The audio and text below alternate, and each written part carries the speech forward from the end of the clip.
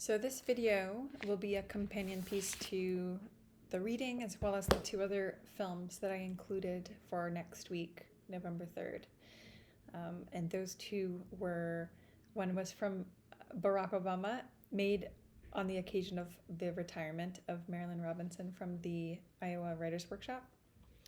And I was in attendance during the event of her retirement when he surprised her and the whole crowd by, well, a few people knew, calling in from the White House with that moment of gratitude for her retirement. They were close friends and I would say intellectual collaborators and conversation companions.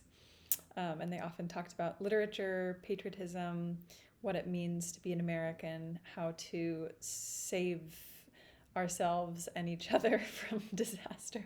Maybe that's my interpretation. But in any case, I hope that that short film from Obama can remind you of a time when we had a literary president, and also maybe can serve as a delightful distraction from or companion to the upcoming election events.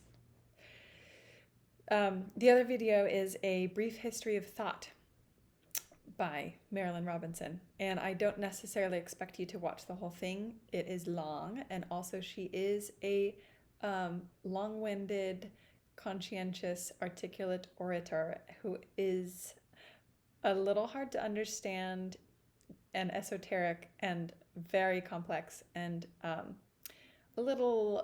she drones on a little bit. But I love her so much, and I love her writing. All of that is just to say, I only expect you to watch a little bit just to get a sense of what the essay, her speech, is about. She's reading from an essay. And to see the comparisons between her articulation of a few important texts to her development as a writer and her literary career, to a video that we watched last week, or 2 weeks ago, Garth Greenwell's list of his favorite, most influential top 3 books that contributed to his recent writing process, as well as some of the essays that we're reading here, where authors say, here are the texts and books that influenced me, here are my sources of inspiration. And you can see that that's a little bit of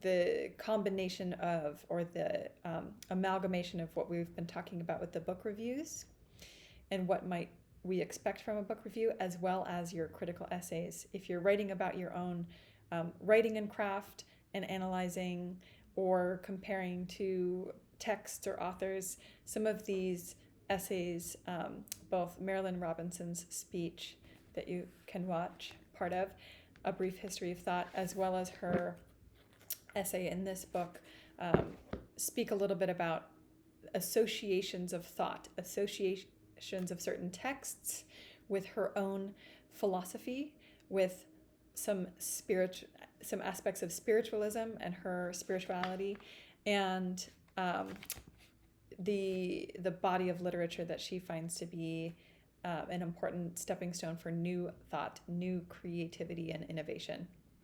So it's sort of a complicated weaving together of these ideas, but I hope that provides you some interesting, thought-provoking material.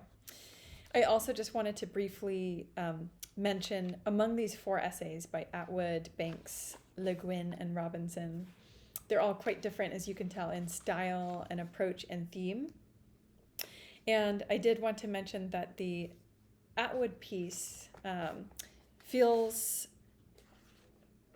amusing and important, and also there's one aspect of it that I although I love her writing, I can't quite tell, and I would love to get your responses, maybe in the interactive Google Doc or during class, why she uses so many cliches. It must be intentional.